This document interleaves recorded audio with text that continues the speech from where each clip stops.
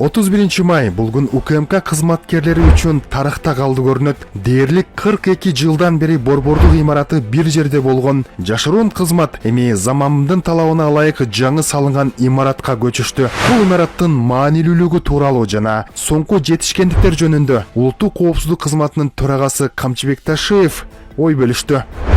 Bizden tartçı bir şey. Ben özüm de şu ribo. Kaçak taşı. Bundan beri gözde gelbelik boşum basıp gelele.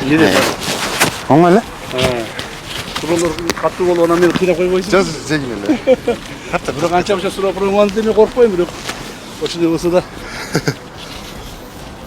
Sizden korkuşat da sizden hiç kim bermedi deydi. Nege? Ошондой болот. Menden emnege korkuşat? Menden şu mыйзамды buzganдар korkot. Ооба. Mыйзамсыз иштегендер korkot. Mыйзамды сыйлабагандар korkot menden, чын айткандачы. А мыйзамды сыйлап, мыйзам менен жашагандар, мамлекетке зыян келтирбегендер, мамлекеттин коомдун адеп аклагын сактагандар менден коркпойт. Бул имарат биздин мамлекетибиздин, кыргыз мамлекетинин өзүнүн мына 30 жыл дейбизби, 32 жыл болуп калды эгемендүүлүк алганыбыздан бери биз ошол Советтер Союзу маалында курулган эски улуттук коопсуздук мамлекеттик комитетинин имаратына туруп келдик.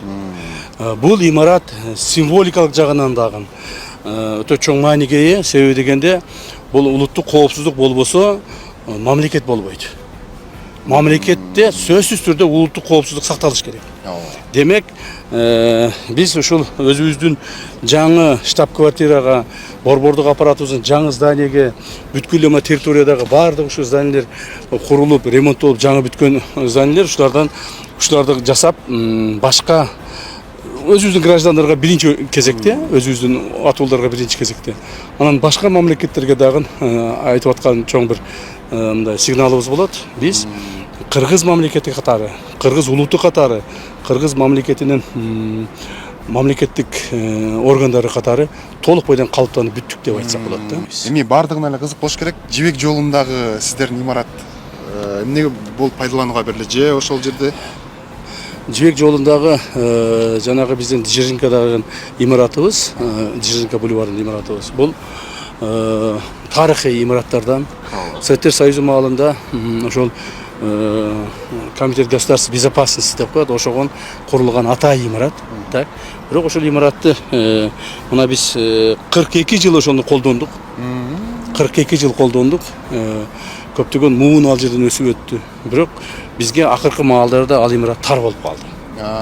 Тар болуп калды. Ал имарат мына азыркы чакырыктарга, коркунучтарга, азыркы мындай кыйынчылыктарга, андан сырткары биздин мамлекетибизде чоңойду, элибиз да көбөйдү, ушуга жооп бербей турган, талапка жооп бербей турган болуп калды да. Ошондуктан биз бул жака жаңы имарат кылып алып көчтүк. Чүтем кошумча эле бир кыстырма суроо берип коеюнчу.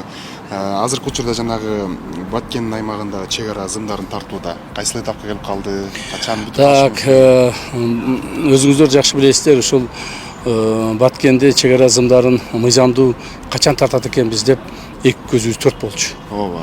Биз эле эмес, же мамлекеттик жетекчилер эле эмес, бүт элибиз, журтубуз, 7,5 элибиздин баардыгыбыз эртерээк эле зым тартсак экен, эртерээк эле чек араны бөлүп алсак экен деп үмүт кылышып. Мына ошол Алла Тааланын буйругу менен ошо үмүтүбүз ишке ашып атат.